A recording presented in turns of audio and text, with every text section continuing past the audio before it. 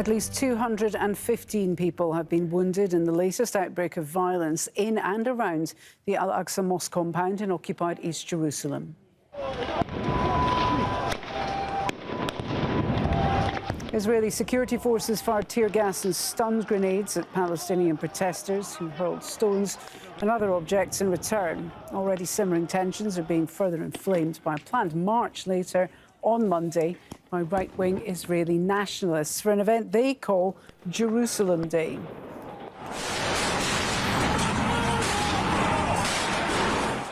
Well, there have also been explosions of stun grenades and tear gas inside Al-Aqsa Mosque. It's understood that people were staging a sit-in protest and security forces attempted to clear them. Palestinians said they wanted to guard the mosque ahead of the nationalist march. Well, the Palestinian Red Crescent says its team is being prevented from reaching the Al-Aqsa Mosque compound with aid. 88 people have been taken to hospital. Live now to Harry Fawcett, who joins us from there. Harry, we've seen those rather alarming pictures of the Israeli forces storming the Al-Aqsa Mosque. Just talk us through this morning's events. What exactly happened? Well, we know that there were thousands of people who stayed in the Al-Aqsa Mosque compound overnight. That is not atypical in the last days of Ramadan, that people from around Palestinian and Israeli towns and also from within East Jerusalem will do that. But obviously, at the moment, the state of tension within the Old City and within occupied East Jerusalem more generally is extremely high.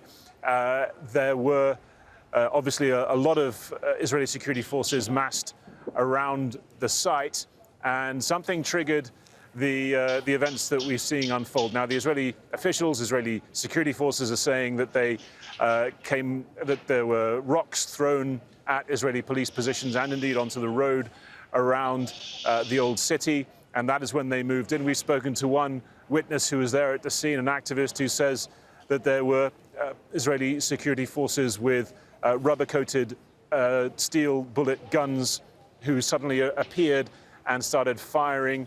It's not clear precisely whether they were doing so after stone throwing, but that is what seems to have been the initial moments of what then turned into an extremely serious situation in the compound, with police coming in huge numbers, firing tear gas, especially into the area around the Dome of the Rock, which is where most of the female worshippers were.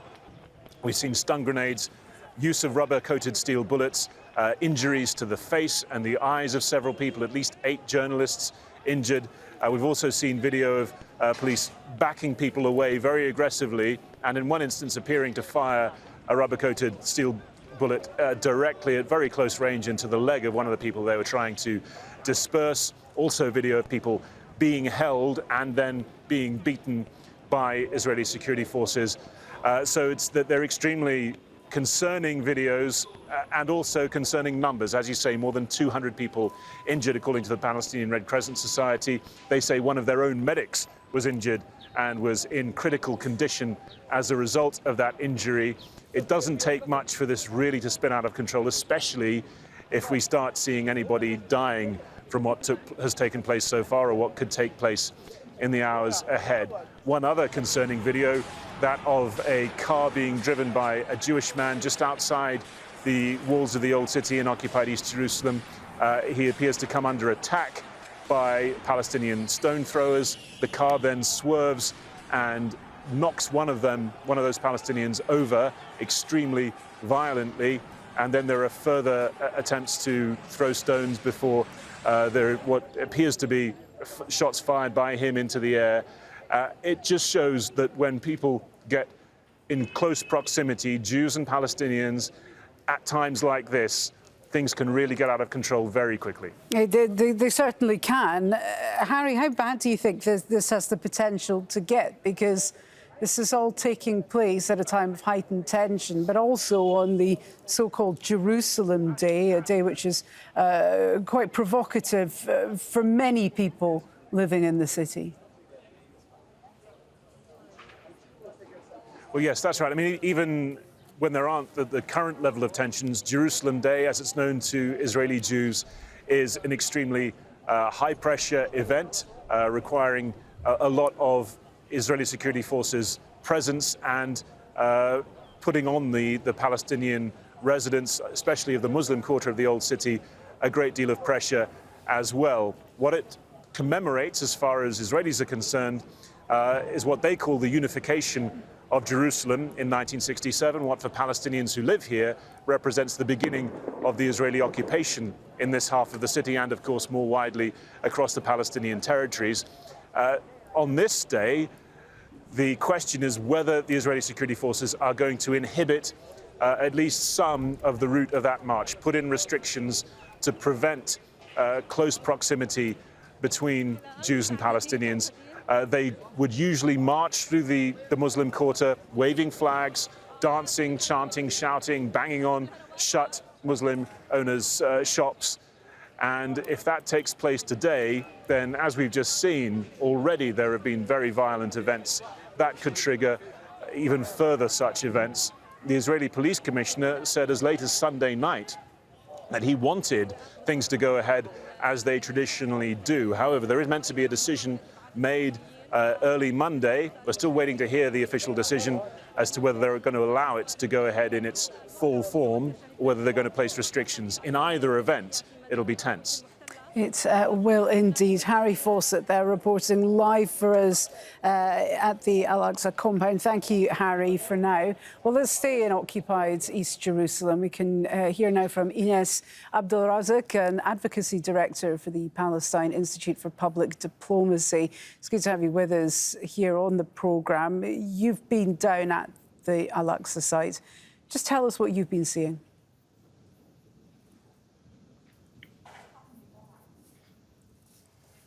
Hello, Ines, can you hear us? Ines Abdelrazak. Yes. Hi there. I was just telling our viewers that you've been down at the site. You've been at the Al-Aqsa compound. Give us a sense of what you've been seeing when you were there. Look, we cannot talk about clashes between two parties or tensions. This is clearly repression by a heavy armed occupation force against unarmed worshippers and people who are just trying to protest. So this is the situation, and as you can see, there is a lot of injured. We also saw that the paramedics were prevented to access the site. There was a clinic that was attacked also by stun bombs. So it's dramatic, but it's not happening in a vacuum. It's not at all. Do you think then that the Israeli response to whatever the Israeli forces were responding to, do you think it was disproportionate then? Israel's response is always disproportionate. We're talking here about Jerusalemites, Palestinians, who have been repeatedly told since generations that this city is for the Israelis and the Jewish only. They are born with inferior rights. They are constantly under pressure, repressed, oppressed. So sometimes it bursts, and I think it won't go away, even if tomorrow it doesn't make the headlines in the media, given the, the amplitude. It's clearly a problem that will stay because Palestinians are not, are denied their fundamental rights in this city. And the Israelis have emboldened the settlers, and they are also emboldened by constant impunity. Well, there's a clear sense of injustice there for people who are living in this situation. But just in terms of the visuals now, you're a Palestinian. How did it make you feel when you saw stun grenades, tear gas being fired inside the mosque itself, one of the holiest sites in Islam? How did that make you feel? Angry, but we're not surprised because, again, this is not the first time and it won't be the last time. You can see that the Israeli forces, they consider Palestinians, the Palestinians in front of them, as a security threat, as a demographic threat, not as human beings, as citizens with rights. We are considered a threat. And I think this is overall how Israel's system functions, whether it's the legislative, the executive, or the armed forces. This is a system. It's a sophisticated system. It's not only, just a few policemen. These policemen receive orders, and they have been elected and trained, and elected officials have, supported such action. So again, this not comes as a surprise. This is decades of education, mentality, and political and policy practices. Given this, how do you think the international community should be regarding all of this? Because whenever there is unrest of this type, there are usually calls for calm on both sides here. And as you pointed out, one side has rocks and empty bottles, the other side has rubber bullets and tear gas canisters. How do you think the international community watching these images should be responding to this? I mean, starting by reframing that narrative, we can't continue to both sides, what's happening. It's not a both sides issue. There is an occupier and occupied. There's a colonizer and a colonized. And unfortunately, the international community has not recognized that. And so they're always making false equivalences. And these false equivalences prevent us to move forward towards a just future. So the only solution now is accountability. Israel has never been held accountable for its continuous violations of international law and human rights. And let's repeat it, what they're doing in Jerusalem, whether it's the forced expulsions or what they're doing in Al-Aqsa, is war crimes. And it can amount to crimes against humanity, including the crime of apartheid. And this has been analyzed. So the response should be accountability and actions, because declarations are not enough. Well, do you think Palestinians will ever get this accountability? Do you think this will ever come? Yes, I'm hopeful, and Palestinians, again, they won't go away, and they won't, I think, back down. They will continue to mobilize. So I would urge also the media to continue to look when there is not this outburst of violence, because often, and most often, the violence of the occupation and the colonial aspects of where we live is underlined, is continuous, and is of low intensity, but low intensity doesn't make it to media headlines.